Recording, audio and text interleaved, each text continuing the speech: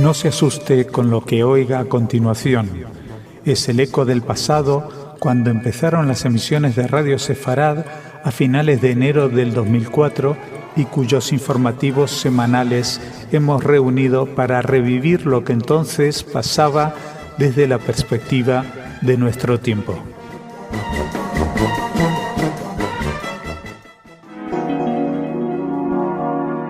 En Radio Sefarad, noticias.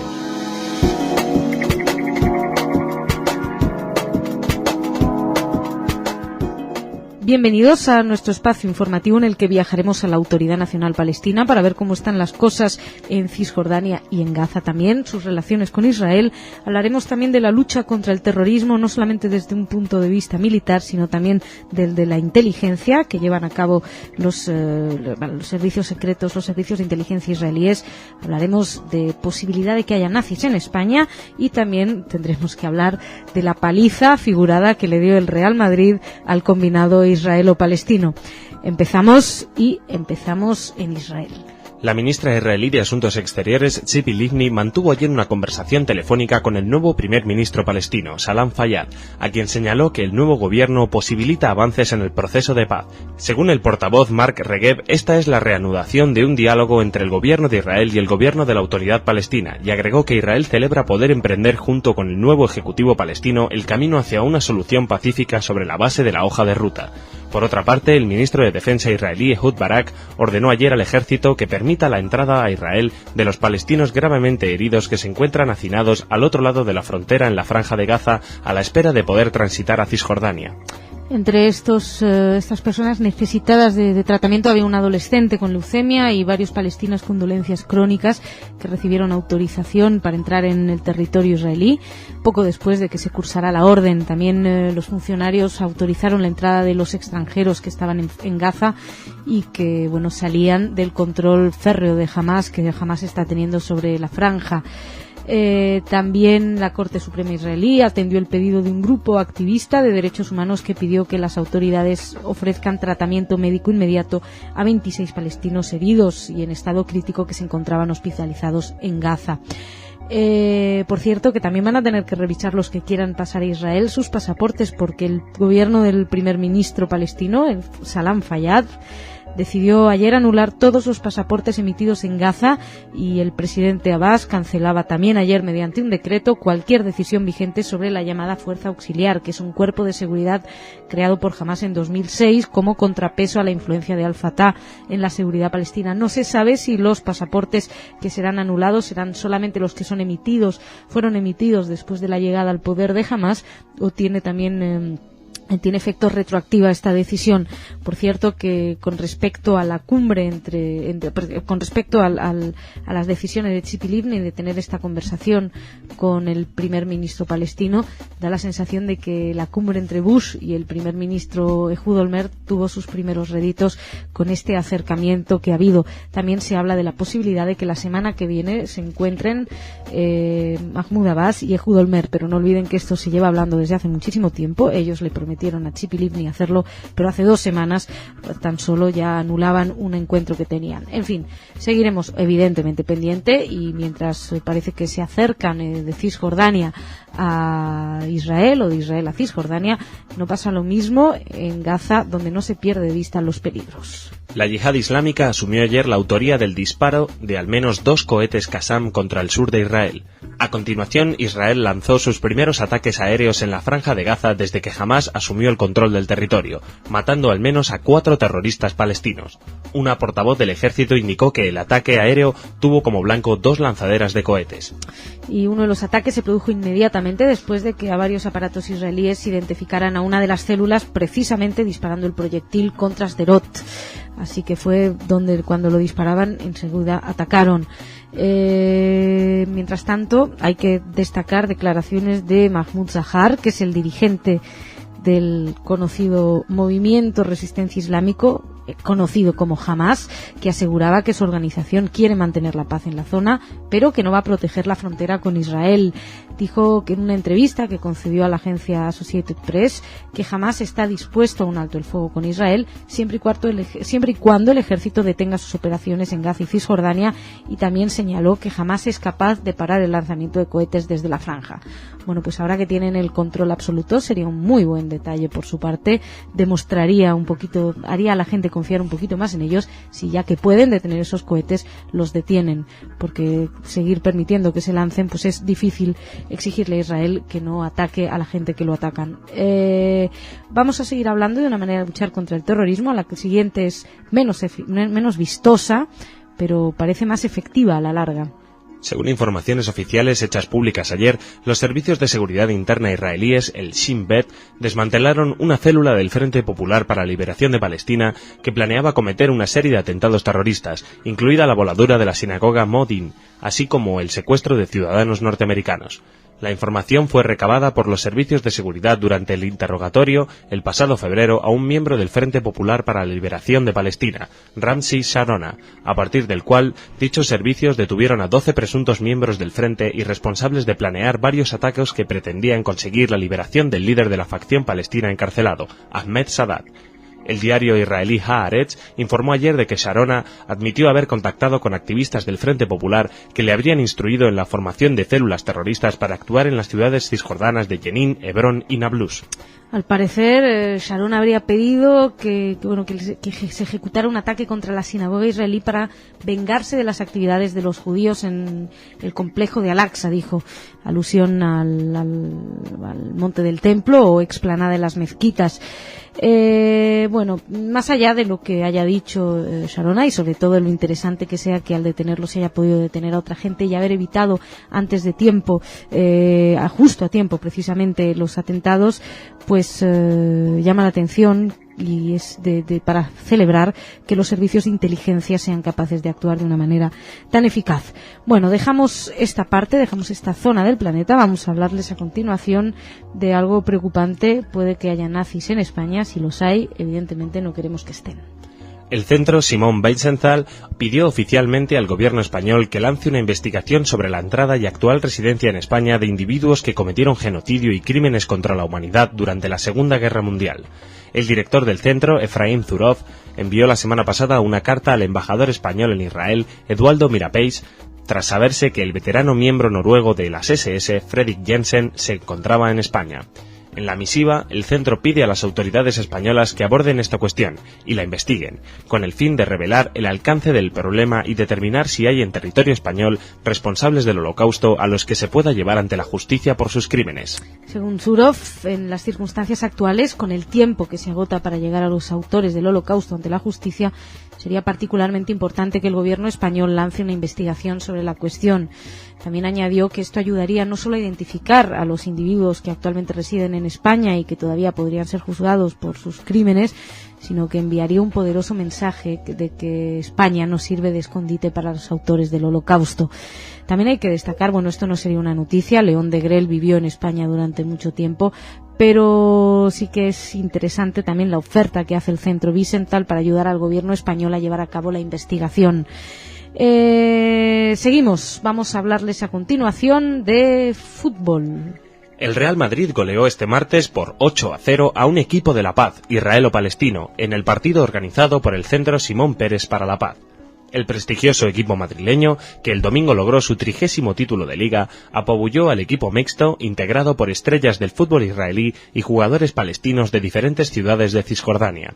Pérez, de 83 años, Premio Nobel de la Paz en 1994 y elegido el 13 de junio por la Knesset, presidente del Estado de Israel, saludó a los jugadores y dio el puntapié simbólico de comienzo del encuentro.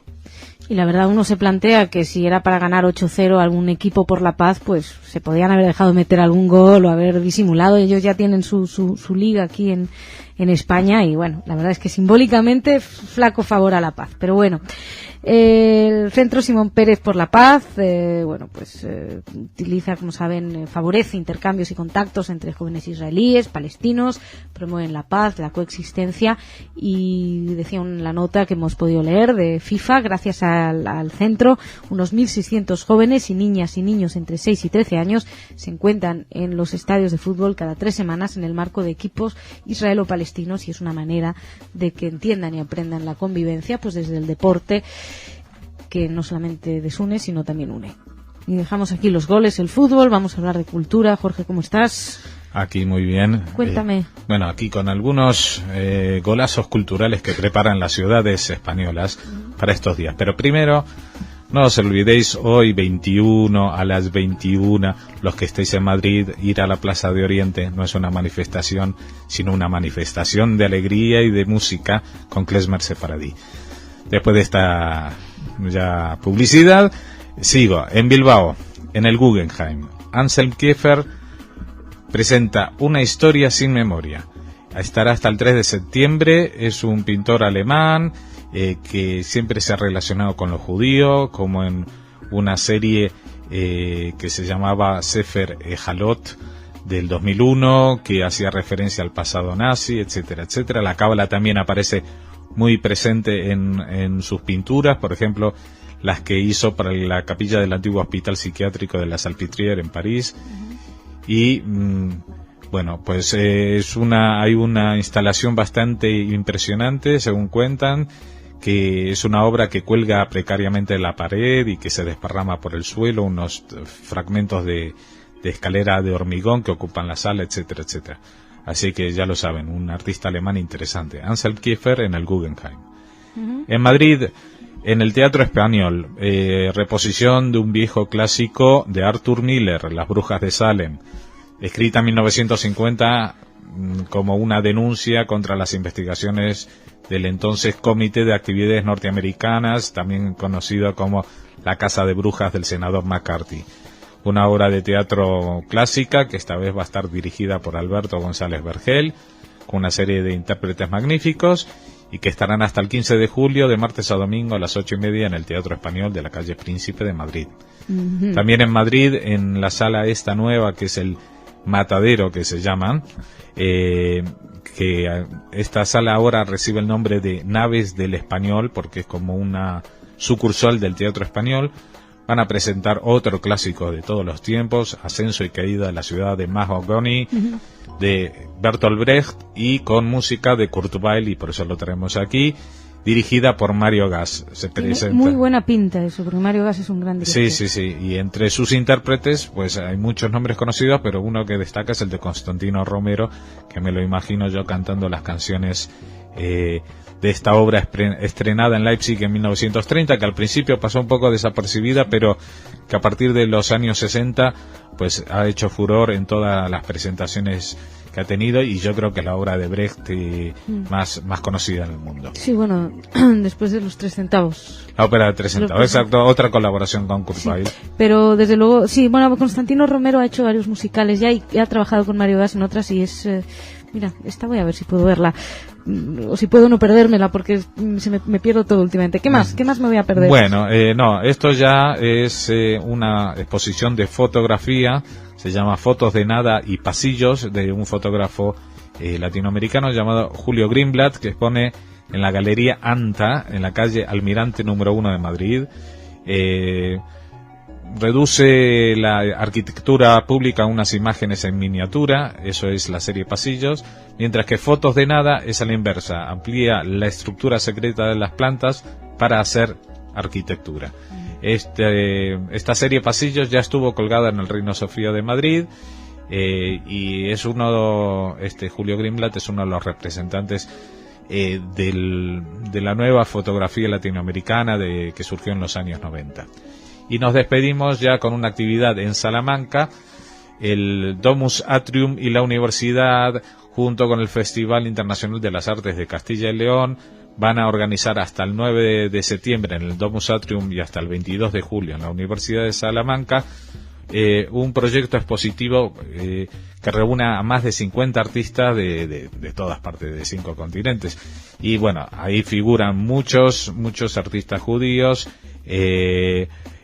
nombres más conocidos algunos, menos otros, pero todos de máximo interés.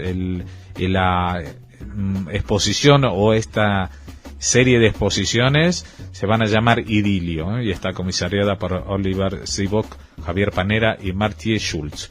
Es una exposición que para los que estén en Salamanca va a tener un gran valor por su actualidad y por la contemporaneidad de su oferta. Muy bien, Jorge, pues si te parece lo dejamos aquí, que te tienes que ir. Muchísima suerte en tu concierto. Muchas esta gracias. noche.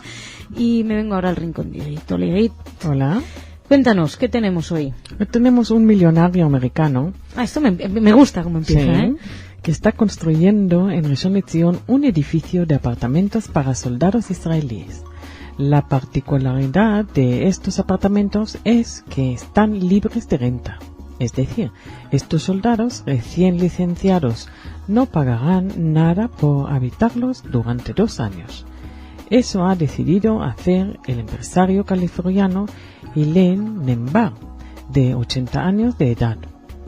Este millonario residente en Los Ángeles ha querido así contribuir al bienestar de quien han servido al Estado de Israel.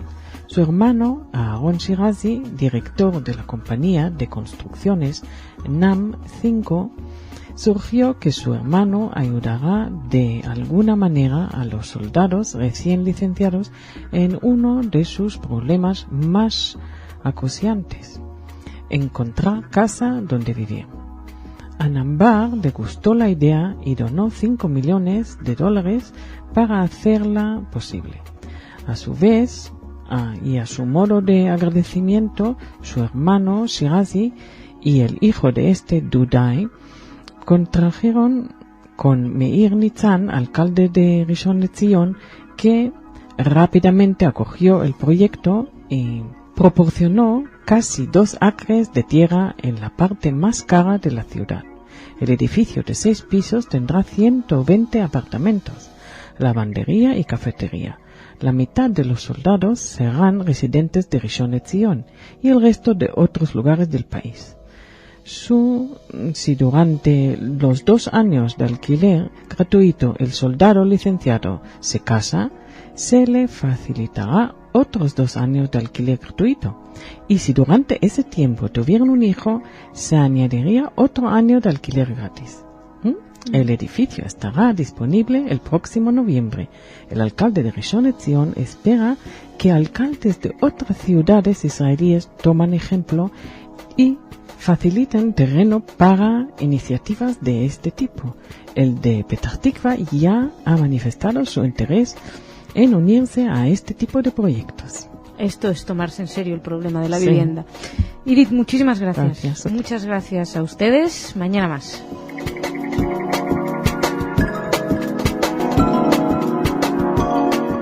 En Radio Sefarad, noticias.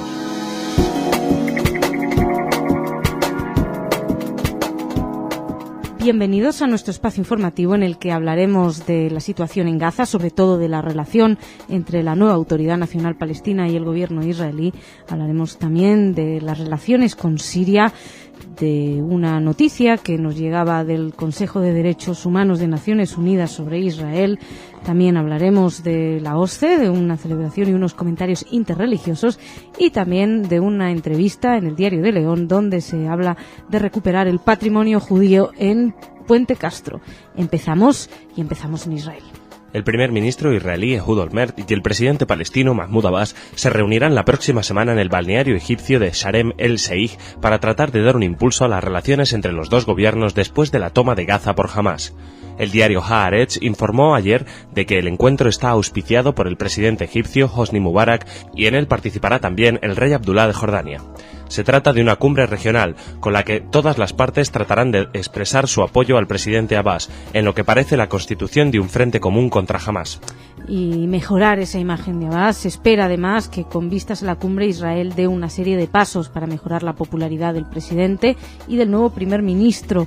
Estos pasos, bueno, pues figura la apertura de los pasos fronterizos en Cisjordania para mejorar la calidad de vida de la población, la descongelación también de cientos de millones de dólares, y una novedad es que según el asesor presidencial Yasser Abed-Rabo, también se espera de Israel una decisión con respecto a la liberación de algunos presos palestinos que están en las cárceles israelíes.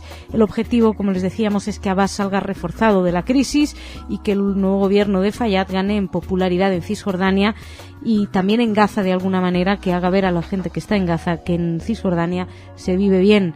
Mientras continuaban ayer la evacuación de palestinos a través del paso de Erez y las autoridades israelíes dieron permiso a la salida de la franja de 100 palestinos para ser transportados en autobús hasta la frontera de Israel con Egipto, que es un país que no ha aceptado dar refugio en estos momentos. Según muchos testigos, se trata de simpatizantes de Fatah que corren peligro de ser asesinados si regresan a Gaza. Mientras, Abbas, en sus relaciones con Hamas, rechazó el miércoles el diálogo en Gaza con aquellos a los que llamó islamistas asesinos y pidió además la celebración de una conferencia internacional sobre el conflicto palestino-israelí. En el primer análisis público de la nueva situación, el presidente palestino consideró que la ofensiva islamista era un plan premeditado sobre el cual se pusieron de acuerdo los dirigentes de Hamas en Gaza, y en el extranjero, con elementos extranjeros en la región. Abbas no precisó a qué elementos extranjeros se refiere. Sí aseguró que no habría ningún diálogo con los golpistas, asesinos y terroristas, así llamó a los de Hamas, pero como les decíamos no se sabe muy bien a qué países o a qué agentes extranjeros se refiere. Muchas miradas indudablemente mirarán a Irán, pero sobre todo, donde está el brazo armado o el cabecilla del ala militar de Hamas, hacia Siria, hacia Damasco. El primer ministro israelí, Ehud Olmert, aseguró que no existe una razón por la que pueda estallar una guerra entre su país y Siria. En declaraciones a los periodistas que lo acompañaron a su regreso a Israel desde Washington, Olmert precisó que no existe motivo alguno por el que tanto Israel como Siria no deseen la paz. No obstante, Olmert hizo énfasis al referirse a la aparente reanudación de los contactos políticos con Damasco al decir que a veces algunas especulaciones pueden ser causa de malentendidos. Estas especulaciones sin duda y malentendidos se refieren sin duda, como les decíamos, a algunas noticias publicadas en algunos periódicos israelíes. Como hemos comentado aquí en varias ocasiones, este diálogo supuesto, conversaciones supuestas con Damasco, pasan un día por un sí, otro día por un no. Da la sensación de que evidentemente algo se está negociando, algo se está hablando, sin embargo no se hace a la luz pública. Hay días que se desmiente y hay días que no se afirma. Se habla también de la posibilidad, Israel cada vez más ha hablado que podría ceder los altos del Golán como parte de un acuerdo de paz, pero bueno, ya sabemos que el tema es qué ofrece Siria a cambio y si se puede uno fiar de Siria. El caso es que siguen estas especulaciones en torno a si hay o no negociaciones, y nosotros nos vamos a hablar de la ONU, que a veces realmente el doble rasero llama la atención.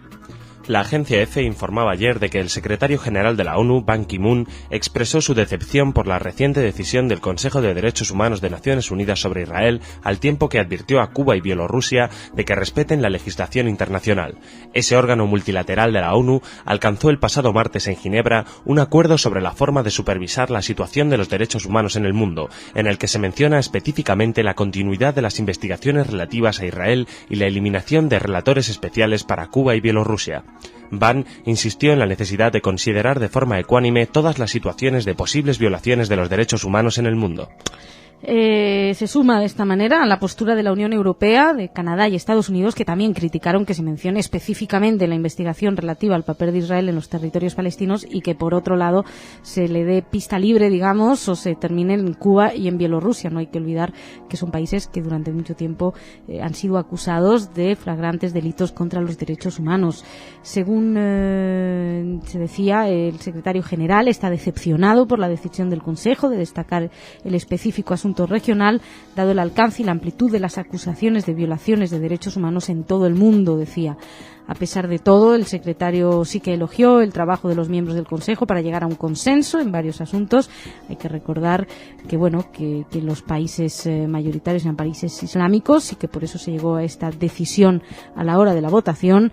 Pero bueno, también había que, por ver la cuestión positiva, Ban Ki-moon decía que la decisión de establecer revisiones periódicas universales de la situación de los derechos humanos en el mundo era positivo y que esto además envía un claro mensaje de que todos los países serán examinados, empezando por los miembros del Consejo. Sin embargo, parece que Cuba y Bielorrusia no van a ser examinados. En fin, suponemos que esto una vez más hace poner en duda el funcionamiento de la ONU respecto a los derechos humanos, a los sistemas de votación, qué pintan, qué deciden, quiénes deciden, y si hay ciertos países que son dictatoriales o que ellos mismos agreden los derechos humanos, pues si tienen derecho a opinar respecto a otros y si no hay utilizaciones. En fin, esto es un debate muy largo sobre el que hemos hablado en muchas ocasiones y no me cabe la menor duda de que seguiremos reflexionando en torno a él.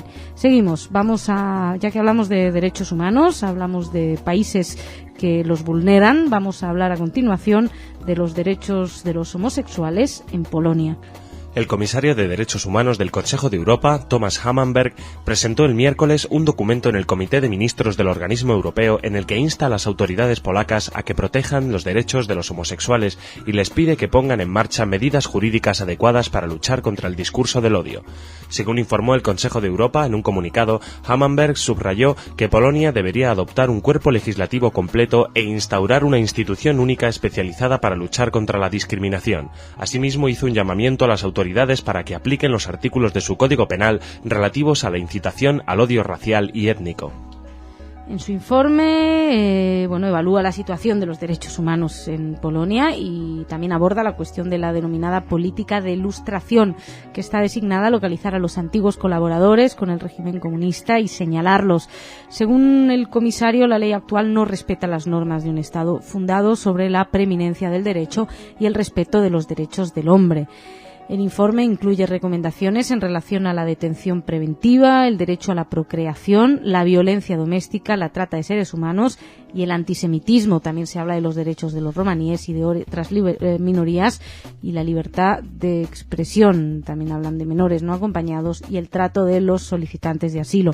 Ya saben, también desde hace tiempo venimos dando ciertas señales de alarma sobre lo que da la sensación que está pasando en Polonia. Entre otras cosas, les contábamos en las noticias de los lunes que, por ejemplo, Kafka lo han quitado de los estudios de los colegios, no solamente Kafka, sino cualquier autor que no vaya un poco en la línea actual, y también por aquella rocambolesca investigación sobre si uno de los Teletubbies, estos muñequitos de televisor de un programa para niños, si uno de ellos era homosexual, un muñeco de goma espuma para niños de 2 años. En fin, mientras todos se fijan sobre Israel, está bien que también de vez en cuando nos acordemos de que existen los homosexuales en Polonia y otras minorías. Seguimos, vamos a hablarles ahora desde España de una noticia de patrimonio cultural.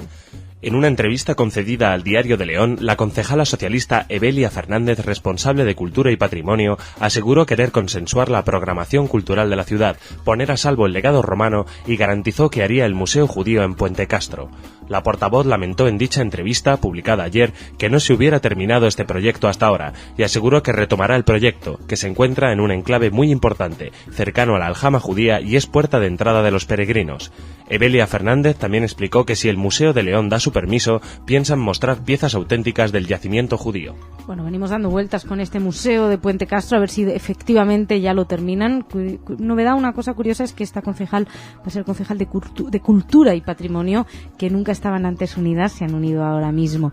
Y como estamos hablando de cultura y patrimonio, y Jorge hoy me ha abandonado por motivos profesionales y de éxito de su música, pues voy a dar yo las noticias culturales, que van a ser 2 breves. Una que he podido leer en la agencia EFE, que es que se prepara una exposición en Londres sobre las migraciones judías a Argentina. Lo está preparando Argentina precisamente, y es una exposición fotográfica que se titula Vida judía en Argentina, la fuerza de su presencia. Se va a celebrar del 12 al 16 de noviembre en el University College de Londres y va a estar acompañada de conferencias y actividades diversas. La agencia EFE explica que el objetivo objetivo declarado de los organizadores, el gobierno argentino y la Asociación de Mutuales Israelitas Argentina, más conocida por la AMIA, pues es mostrar la historia de la comunidad judía ahí desde finales del siglo XIX hasta el presente, su influencia en la identidad en culturas nacionales. También explicaban las fuentes a la agencia EFE que la comunidad judía puede servir de paradigma para entender la pluralidad argentina y el modo en que gentes de todo origen y condición se integran perfectamente en el país de acogida. Pues esto da la sensación de que puede ser bastante interesante esta exposición. Veremos cuando se inaugure, seguramente estaremos para contarlo. Si no estamos ahí, nos enteraremos igualmente. Y otra noticia que también es de la agencia EFE, es de un libro de Joachim Fest, que se titula Yo no al orden nazi, y es el autor de El hundimiento. Es un periodista alemán que fue autor sobre los días finales de Hitler y terminó las memorias poco antes de morir el pasado otoño a sus 79 años, y es un testimonio de infancia y juventud. Traducción aparece estos días y que se titula Yo no, lo que su familia, que fue lo que supuestamente respondió la familia al orden nazi. Constituye una de las dos autobiografías morales más importantes de la historia alemana del siglo XX, según el Frankfurter Allgemeine, y revela cómo incluso con Hitler era posible vivir a contracorriente, en contraste con la confesión de Günter Grass en Pelando la cebolla. Muy interesante también por eso Joachim Fest, Yo no, el libro de sus memorias, donde demuestra que no es como decía Günter Grass, que bueno, que si se vivía ahí en la época nazi y se era joven, pues todo el mundo era nazi, sino que no hubo gente que se manifestó en contra. Dejamos aquí esta parte cultural que ha estado bastante coja hoy y nos venimos al rincón de Igrit, que Igrit sí que está aquí conmigo, no me abandona. Hola, Igrit. Bien, estoy aquí. Estás aquí. Cuéntame, ¿de qué nos hablas? Hoy hablamos de una ciudad preciosa. En lo que se refiere al turismo en Israel, el sitio destacado del mes de mayo ha sido Yafo. La ciudad combina la antigüedad con la modernidad. La ciudad vieja es uno de los lugares más atractivos de la zona de Tel Aviv y fue durante siglos el puerto de entrada a Israel. De la antigüedad conserva hermosos edificios de piedras, callejones antiguos y angostos, un puerto de pescadores. De la modernidad conserva sus ferias de artistas, sus espléndidos cafés, restaurantes y tiendas. La ciudad conserva iglesias antiguas entre las más bonitas de Israel, que sirven a la comunidad cristiana. También mezquitas, y es recomendable recorrer el paseo marítimo desde el norte de Tel Aviv hasta el puerto. Durante el recorrido se irán dejando atrás los rascacielos del centro de la ciudad hasta dejarlos fuera del paisaje, una vez que el caminante se adentra en la ciudad vieja. El recorrido equivale a usar una varita mágica que permite al visitante moverse desde el Israel moderno al Israel mágico de tiempos pasados. Rodeado de las murallas de la ciudad y sus edificios de piedras con arcos, sus calles con angostas, algunas con peldaños de piedras. En el centro de la actividad se encuentra la Plaza del Reloj, donde se puede apreciar la torre, obra que fue construida por el sultán turco Abd Hamid II en 1906. No lejos de ahí, en unas calles hacia el este, está el mercado de pulgas o rastro, otro de los sitios pintorescos. En el pasado, la ciudad encontraba rodeada por un muro y sus vestigios. Junto a la puerta de la ciudad vieja se pueden ver a lo largo de las calles Hatzorfim y Pasteur todo esto. Hacia el oeste se encuentra a la ciudad vieja misma sobre una alta colina que mira hacia el mar, dando una hermosa vista de la urbe en todo el esplendor. La Plaza Kdumim se encuentra en el centro de la plaza. Ahí es recomendable ver las muestras sobre la historia de la ciudad que se exhiben en el centro de los visitantes. Los callejones de la ciudad vieja tienen los nombres de los signos del zodiaco y es posible encontrar ahí galerías de artistas de gran nivel y tiendas de artículos judaicos y joyas. Tras un corto paseo se llega al pintoresco puerto. Su estructura conserva mucho de su antigua historia y hoy mismo sus instalaciones funcionan como un centro de pesca donde es posible comprar pescado fresco en los muelles. No lejos se encuentra la famosa piedra de Andrómeda.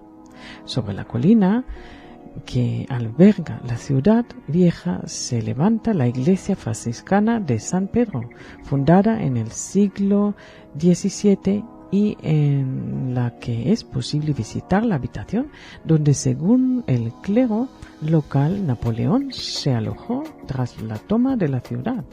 Uno de los sitios más importantes para el cristianismo es la casa de Simeón el Curtidor. Desde ahí Simón salió a predicar el mensaje de todos los pueblos. Cerca de esa histórica vivienda está la tumba de Santa Tabita, que fue devuelta a la vida por San Pedro, que le dijo: levántate, Tabita. Bueno, pues muchas gracias, Gracias Edith. a ti. Shabbat Shalom. Shabbat Shalom. Muchas gracias a ustedes por su atención, que tengan un buen fin de semana y Shabbat Shalom.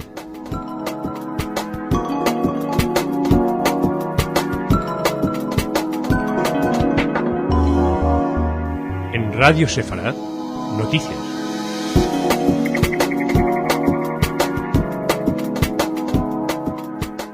Bienvenidos a nuestro espacio informativo. El domingo se produjo el primer ataque contra la FINUL desde que fue reforzada en virtud de la resolución 1701 del Consejo de Seguridad de la ONU y las primeras víctimas españolas. Empezamos con esta noticia, los pormenores del atentado y las reacciones.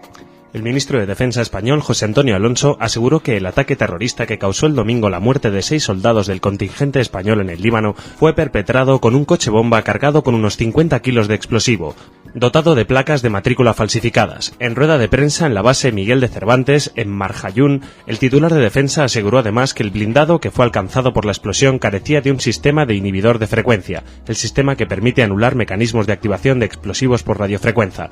Por su parte, el ministro español de Asuntos Exteriores, Miguel Ángel Moratinos, reafirmó el compromiso de España en seguir contribuyendo a lograr la paz en Líbano y en Oriente Medio, al tiempo que agradeció la solidaridad manifestada por la comunidad internacional, en especial de los países árabes, Israel y Estados Unidos. Ciertamente llueven las condenas y las expresiones de solidaridad con España. La secretaria de Estado norteamericana, Condoleezza Rice, y su homólogo francés, Bernard Kouchner, condenaron en París el atentado contra los cascos azules. También lo hizo el primer ministro italiano Romano Prodi. Israel lamentó el suceso y propuso su ayuda a la FINUL. También el Consejo de Seguridad de la ONU condenó con dureza el ataque del Líbano e instó al Ejecutivo de Siñora a buscar y procesar a los responsables del atentado. Y la condena más espectacular, Hezbollah, quien denunció firmemente la agresión de la que fue víctima la FINUL en el sur del Líbano y considera que se trata de un acto sospechoso que supone una afrenta para el sur del Líbano y sus habitantes. Así lo declaró un portavoz en un comunicado. Ciertamente las sospechas sobre la autoría apuntan todas a Al-Qaeda o a sus filiales libanesas, que ya habían amenazado a las tropas de FINUL, pero también resulta sospechoso que un atentado así se produzca en un territorio controlado por Hezbollah. Continuamos con la situación en Gaza y Cisjordania. Los palestinos son ahora, paradójicamente, un pueblo sin Estado, pero con 2 gobiernos. Empezamos hablando del gobierno bueno. El Consejo de Ministros israelí reconoció este domingo al gobierno de emergencia creado por el presidente palestino Mahmoud Abbas y decidió reanudar el pago a este ejecutivo de los fondos que mantenía congelados desde que Hamás llegó al poder hace 15 meses. Las autoridades palestinas estiman que Israel ha dejado desde entonces de pagar unos 700 millones de dólares en concepto de aranceles que percibe en nombre de la Autoridad Nacional Palestina. Gracias a esta medida, Abbas podrá pagar los sueldos de los funcionarios palestinos que llevan meses cobrando de forma parcial y esporádica. La reanudación del pago de los aranceles fue aprobada con el voto de todos los ministros israelíes, menos los dos del grupo ultranacionalista Israel Beiteinu, Avigdor Lieberman e Isaac Aronovich. Al mismo tiempo que reconoció el gobierno de emergencia encabezado por Salam Fayyad, el gabinete israelí decidió mantener el boicot a Hamas, que desde el 14 de junio controla la Franja de Gaza y ha mantenido allí el ejecutivo, pese a que fue disuelto por Abbas. El primer ministro israelí Ehud Olmert había dicho al inicio del Consejo de Ministros que pensaba apoyar al gabinete de emergencia creado en Cisjordania por Abbas, pero que esperaba, en contrapartida, cooperación en la lucha antiterrorista. Continuamos con el gobierno malo. El líder de Hamas en Gaza y depuesto primer ministro palestino Ismail Haniyeh afirmó el domingo que la cumbre cuatripartita entre Israel, Egipto, el gobierno de emergencia palestino y Jordania, celebrada ayer en Sharm el-Sheikh, no producirá ningún resultado para los palestinos y que el único camino contra Israel es la resistencia armada. En un discurso televisado, Haniyeh calificó la cumbre de farsa para comprar a los palestinos con dinero, en una clara referencia a los fondos que Israel prometió descongelar a la Autoridad Nacional Palestina.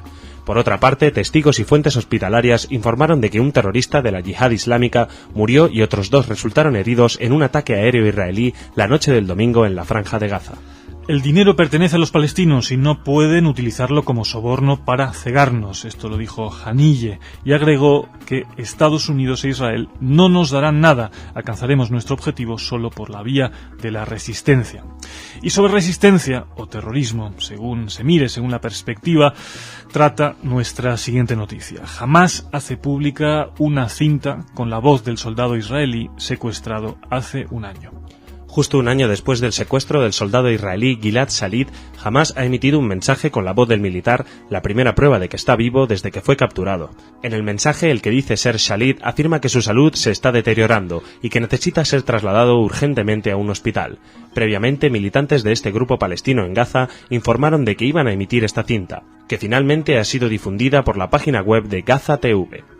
La voz no ha podido ser inmediatamente confirmada, como la del soldado, pero los canales de televisión israelíes aseguran que parece ser auténtica. El pasado mes de mayo, el portavoz del brazo armado de Hamas, Abu Obeid, amenazó con la ejecución de Shalit si el ejército israelí invadía la Franja de Gaza. Se han realizado intensos esfuerzos diplomáticos y negociaciones con la mediación de Egipto desde hace tiempo, pero sin ningún éxito. El golpe de Estado de Hamas en Gaza hace 2 semanas tampoco permite albergar muchas esperanzas para una pronta liberación. Bien, dejamos el Oriente Próximo y continuamos con noticias de Polonia y el caso Pilar Rahola. La organización Reporteros Sin Fronteras criticó el proceso judicial abierto en Polonia contra la periodista Pilar Rahola por un artículo crítico con la situación de este país publicado en el diario español El País. En un comunicado, la organización defensora de la libertad de prensa denunció la utilización por vez primera del artículo 132 del Código Penal polaco, relativo a la difamación de la nación y que prevé una pena de hasta 3 años de prisión. Reporteros Sin Fronteras se mostró crítica con esta denuncia, que se cursa en la localidad polaca de Wrocław, aunque reconoció que las autoridades del país quedarán impotentes para aplicar la condena si se mantiene fuera de sus fronteras. Si ella desea viajar a Polonia, la cuestión será diferente, esto lo señaló la organización. En su artículo de opinión, publicado en la edición catalana del Rotativo, Rahola, exdirigente de la independentista Esquerra Republicana de Cataluña, denunciaba el presunto antisemitismo y discriminación en Polonia y tachaba a la Iglesia Católica de ese país de fundamentalista. Tras una airada reacción diplomática de Varsovia, un representante de la Liga de Familias Polacas presentó la denuncia contra la política y el diario en el que fue publicado el artículo. El director general del Grupo Prisa, empresa editora del País, Jon Luis Cebrián, considera la denuncia de extravagante y fuera de la realidad, según el comunicado de Reporteros Sin Fronteras. No olvidemos las perlas polacas de los últimos tiempos: persecución a los comunistas, a los homosexuales, a un pobre Teletubby con bolso, la existencia de Radio María con sus mensajes incendiarios y ahora policías en las calles para luchar contra el topless, los gemelos Kaczynski en acción. Continuamos con esfuerzos mucho más productivos cuya misión es precisamente evitar despropósitos como los que acabamos de citar. Según informó la agencia judía de noticias, se ha creado un programa visual acerca del Holocausto destinado a niños pequeños, estructurado en forma de una sesión de historia, que relata cómo una familia judía inventa un plan para sacar a su hija pequeña fuera del gueto. El vídeo dura 30 minutos y consta de 8 láminas con dibujos de judíos que vivieron el Holocausto y una guía para maestros con sugerencias para las actividades en la clase. El rescate de Hanale permite a los chicos aprender acerca de la vida en el gueto y sobre los peligros que han enfrentado a las familias judías y sus hijos bajo el dominio de los nazis. El DVD está disponible en hebreo e inglés y está destinado a niños de jardín de infantes y escuela primaria.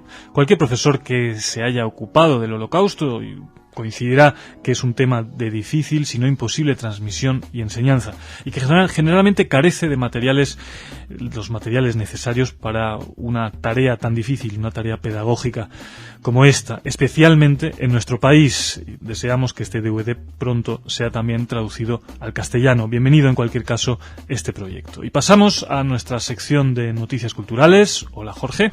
Aquí estamos otra vez al lado del micrófono, hoy al pie de cañón. Hoy nos encontramos en varias secciones de la radio. Sí, en cada esquina estamos allí encontrando. ¿Qué nos traes?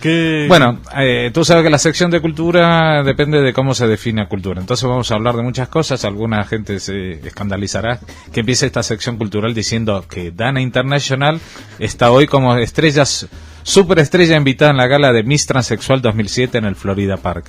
Es un evento más de la mega semana del orgullo gay que se celebra estos días en Madrid.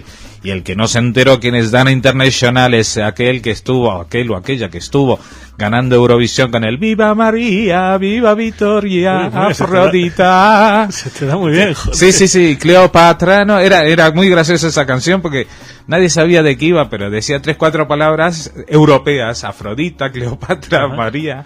Y bueno, pues, y tú estás participando en el Eurogay, ¿no? Sí, en la gala de Miss Transexual, porque sabes que hay distintas categorías dentro de los gays. Bueno, no lo sabía, pero bueno, agradezco la aclaración. Bueno, y aquí pasamos a otra cosa, un portazo, y pasamos a cosas del Museo de León. La Sinagoga del Tránsito acoge 4 lápidas que salieron de León hace 40 años, y ahora resulta que en León están por poner en marcha el Museo Judío de Puente Castro, que es el barrio de León donde se ubicaba la judería antigua, y que tú sabes que ahí están intentando como sea revivir eso, porque en León tienen un problema con la judería. Yo estuve el año pasado dando una charla, y es que cuando vienen los judíos a visitar no les pueden mostrar nada. Pero eso es un problema en general con las juderías, que restos materiales, es decir, el trazado de las calles... Bueno, justamente así, ¿no? Hay una charla que hemos grabado que pronto emitiremos con Javier Castaño. Con Javier Castaño, el profesor de historia del CSIC, sobre un curso que van a ver en el Museo del Tránsito de Toledo en septiembre. Esto es un adelanto, ya lo diremos cuando estemos más cerca otra vez, que en realidad el tema de vestigios, de restos materiales de las juderías o del judaísmo en España es muy escaso, ¿no? Y entonces, bueno, el director del Museo de León, Luis Grau, ha confirmado que en el caso de que se ponga en marcha este Museo Judío de Puente Castro, se cederán las piezas que el nuevo centro requiera. Siempre se presenta un proyecto museístico como este, hay unas cuestiones de sesiones temporales de colecciones que se renuevan cada 5 años, y entonces ellos dicen que no tendrían problema en conseguir sesiones de, por ejemplo, estas 4 lápidas judías leonesas que se encuentran en el Museo Sefardí de Toledo. Con lo cual el Museo Sefardí de Toledo se quedaría con bastante pocas piezas porque hay mucha escasez. Pero bueno, así interesante, vamos. León. Bueno, habrá que hacerse un viaje por allí a conocer la judería. Es una de las menos conocidas, ciertamente. Sí. ¿Qué más traes, Jorge? Es el barrio de Zapatero, y vete a saber, porque ya se sabe por la sección Huellas que Zapatero es un apellido judío, pese a lo que sus bisnietos renieguen de ello. Lo traeremos un día a la radio. Continúa, Jorge. ¿Qué más? Bueno, la UNESCO, sabes que siempre está con el tema del Patrimonio Mundial de la Humanidad, o más bien las localidades del mundo siempre se disputan esas candidaturas. Una de las que siempre está en disputa es la ciudad antigua de Jerusalén, y aquí dice que el Comité de Patrimonio Mundial también va a analizar en una próxima reunión de la UNESCO los controvertidos trabajos de refacción que lleva a cabo Israel en la puerta de los magrebíes en la explanada de las mezquitas de Jerusalén, que han generado controversias entre israelíes y palestinos. Sabes que son unos trabajos y unos túneles que muchos de ellos pasan por debajo de la mezquita Al-Aqsa, pero que debajo de la mezquita Al-Aqsa también no hay que olvidar que estaba el templo de Salomón, o sea que ahí en pocos metros cuadrados se concentra todo el ardor religioso del mundo y es muy difícil conjugarlo. Pero vamos a dar una noticia más fresquita, que no solamente en León van a hacer un museo judío, sino que en Alaska. Alaska va a dedicar un museo a la historia de los judíos de la región, gracias a un filántropo de Chicago un rabino llamado Morris Sformes, y que ya ha puesto, digamos, los primeros, no la piedra fundamental, pero sí los cheques fundamentales para poner esta operación en marcha. Y para dar a conocer, entre otras cosas, un papel destacado que han jugado los judíos de Alaska, ¿sabes cuándo? En la operación Alfombra, cuando se trasladaron a los 40.000 judíos yemenitas al nuevo Estado israelí, pues parece que la judería de Alaska ha desempeñado... ¿Hay alguna cifra? ¿Cuántos judíos hay en Alaska? Bueno, la verdad que sí, debe haberla, pero yo no la tengo. Bueno, bueno, y por último, una noticia cultural que también nos trae Europa. El Festival de Cine Judío de Berlín ya está en su 13ª edición, y ya ha empezado desde mediados de junio y seguirá hasta principios de julio. Ha sido inaugurado por el director de cine Volker Schlöndorff, que es el del Tambor de Hojalata, y van a participar, bueno, más que la noticia de las películas que van a dar, lo que me ha gustado de esta reseña es que dice que hoy en día ya hay más de 80 festivales de cine judío en el mundo, y que hay en Argentina, México, en Estados Unidos, Reino Unido, Israel, Noruega, España y Alemania. O sea, si aparece España, claro, el de Barcelona. Sí. Y que tenemos y que esperemos que próximamente también tengamos nuestro festivalito judío en Madrid, ¿no? También para el resto de la comunidad. Muy bien, Jorge, la verdad muy interesante, ¿no? Desde Dana Internacional a la ciudad antigua de Jerusalén y los judíos de Alaska. Pasando por Alaska y León. Un popurrí muy interesante. Muchas gracias. Muchas gracias a ti. Y continuamos con el rincón de Irit. Irit, bienvenida. Hola, Alex. ¿Qué tal, Irit? ¿Qué nos traes? Traemos información interesante sobre el riesgo de cáncer, que es 2 veces mayor entre los supervivientes del Holocausto. El primer estudio serio sobre la incidencia de esta enfermedad entre los supervivientes del Holocausto muestra que el riesgo que corren estas personas de cogerlo es casi 2 veces y media mayor que el de la población general. El cáncer del tramo más largo del intestino entre los supervivientes de aquella tragedia es 9 veces más frecuente de lo que sucede con la población general. Entre mujeres la incidencia es de algo más de 2 veces en relación con mujeres de la misma edad que no han sufrido aquella tragedia. El estudio ha sido llevado a cabo por la Escuela de Salud Pública de la Universidad de Haifa, financiado por 1.800.000 israelíes nacidos en Europa entre 1920 y 1945, que llegaron a Israel después de la Guerra Mundial, con 464.000 israelíes que nacieron entre 1920 y 1939 y que arribaron a Israel entre 1939. Pues la verdad es que es triste, ¿no? Además del trauma psicológico que tienen los supervivientes, también tienen esta propensión a tener esta enfermedad, el cáncer. Muchas gracias, Irit. Gracias a ti. Y gracias a ustedes por su atención y hasta mañana.